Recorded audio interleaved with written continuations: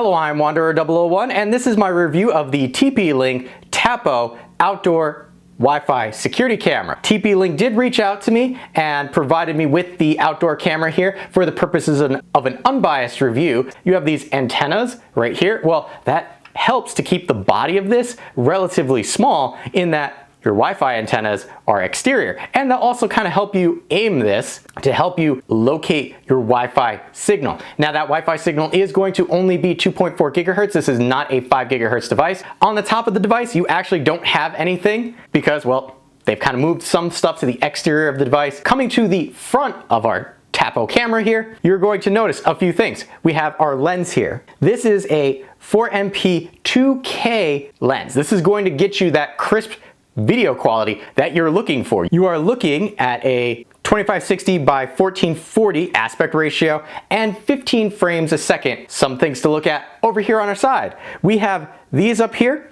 Well, guess what? You get two LED lights with this, and that kind of acts as a floodlight. Underneath that, you have two IR lights, are effective up to 98 feet away from the device. That is your LED status light. If we come to the underside of the device, you're going to see right there, that is your microphone. There also is a speaker on the underside of the device, which I do appreciate because if it was on the top of the device, you'd have to have an extra membrane on there to help keep water out. This is where your micro SD card and reset button for the device are located. You might also notice that, well, there are screws there. Yes. This panel here requires you to use an eyeglass screw in order to open up this door to take out the SD card. That SD card can be up to 256 gigs in size. If we come around to the back, it is kind of an elbow joint which will allow you to kind of mount and move this to where you like, and you would then screw down your tightening facet there to hold it in place. You also have your mounting plate right there,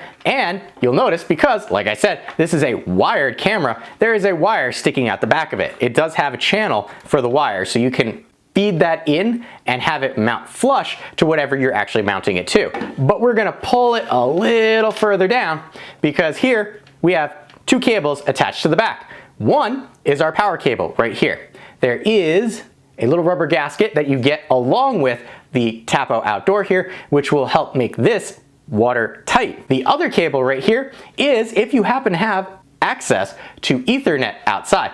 This is actually a wired Ethernet connection that you could have for the Tapo if you don't want to use it over Wi-Fi. Myself, I don't have Ethernet outside, so what I ended up doing was taking some electrical tape and covering that up while it was outside in the rain. Let's talk about some of the other things to consider because this is a wired device.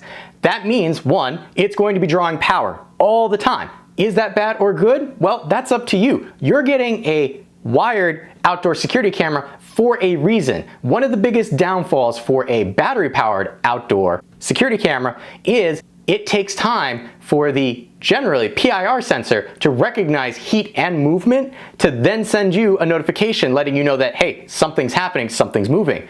With a wired security camera, you don't have that problem. It's using a pixel-based, hey, I noticed there's a difference in this image, let me send you a notification. And if you've selected just to be notified for people, then it's looking, the AI system is looking for objects that resemble people before it sends that to you. And because it's wired, it's going to do it very quickly. But one other thing to consider, because it's always plugged in, how much power is it actually using? Well, when it's idle, meaning you're not actively looking through the camera, it's just sitting on your Wi-Fi network, you are looking at using 2.2 watts of power. When it is in night mode, and you have the IR lights on, it uses 3.4 watts of power.